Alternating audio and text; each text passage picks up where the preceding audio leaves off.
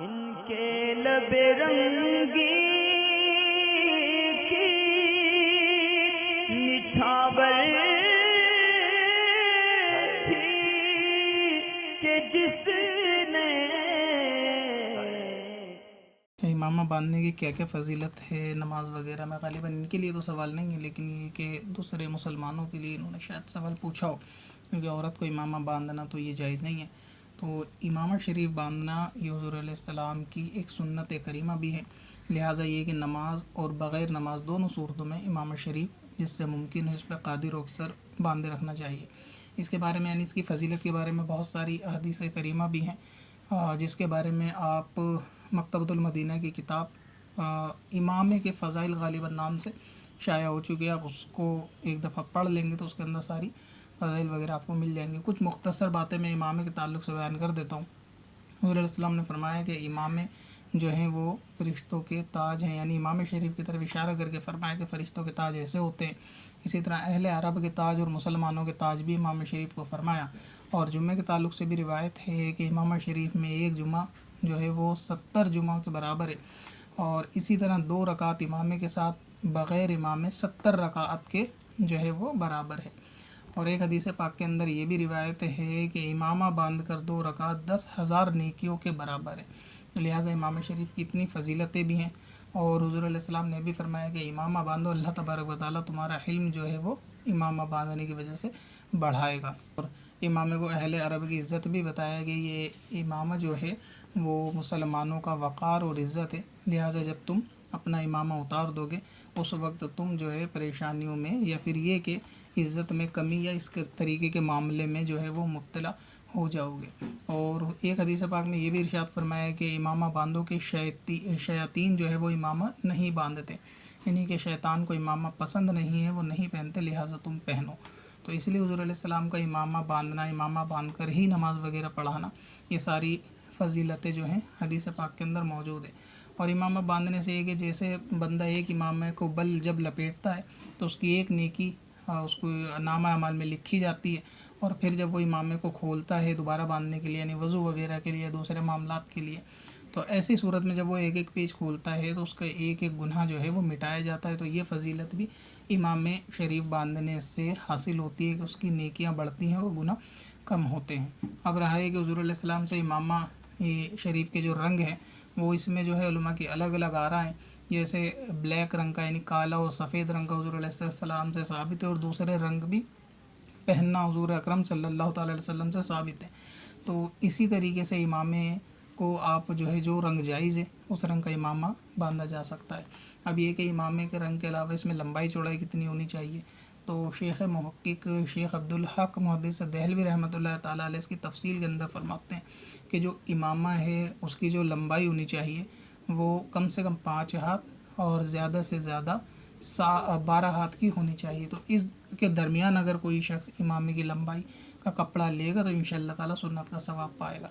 और हाथ से मुराद ये होता है कि बीच की उंगली से, यानी यहाँ से लेकर कम से कम ये कोहनी तक, इसको एक हाथ शरीयत में शुमार किया जाता है। तो इस तरह से 5 हाथ और 7 हाथ, अगर इसको मीटर में देखें तो 3.5 या 4 मीटर भी अगर आप कपड़ा लेंगे तो वो इमामे में दाखिल हो जाएगा। तो इसकी लंबाई है।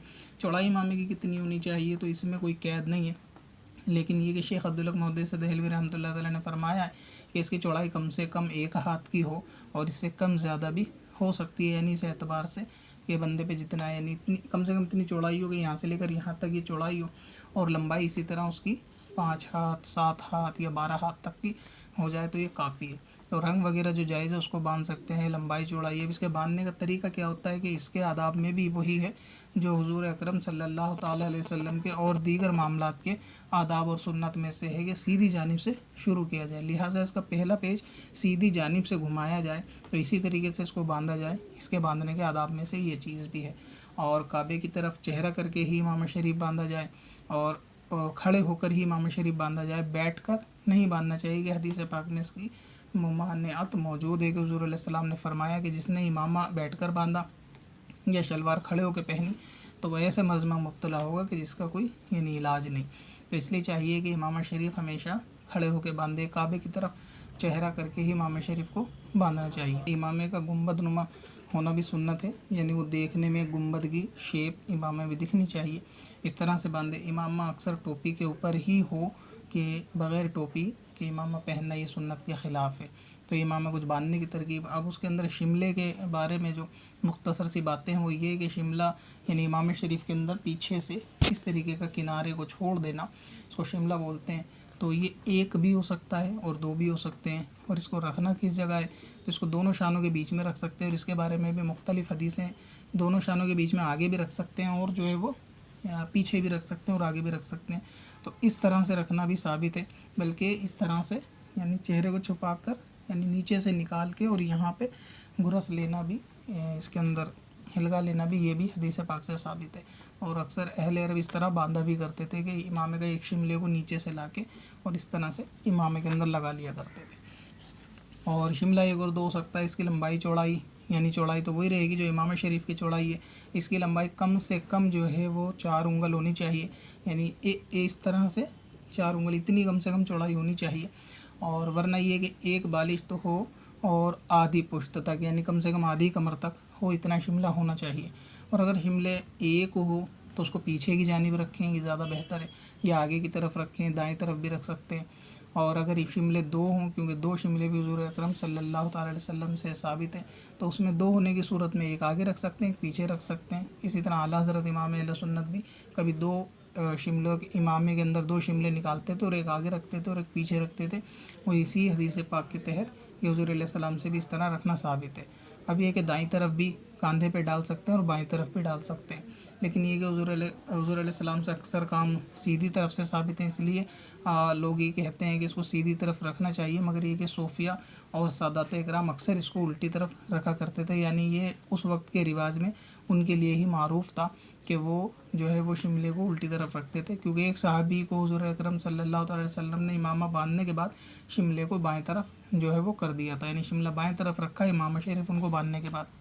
तो ये बाएं तरफ रखना उनके लिए वो जायज़ होने के लिए था, ताकि कोई ये ना समझे कि शिमले को दाईं तरफ रखना बाईं तरफ रखना जायज़ नहीं है। क्योंकि बहुत सारे काम कि जो हुज़ूर अकरम सल्लल्लाहु अलैहि वसल्लम से करना कुछ और कहना कुछ और साबित होता है, तो वो उसके जायज़ होने के लिए होता है कि आप जो है किसी काम की तरगीब देते हैं और फिर उसके अपोज़िट कोई काम करते हुए पाए जाते हैं, तो वो इसलिए होता है कि ताकि उम्मत दूसरे काम को नाजायज़ ना समझे, उसको भी जायज़ समझे और बेहतर पे अमल करे कि बेहतर वो कि जो करके दिखाया गया हो या फिर करने का हुक्म दिया गया हो।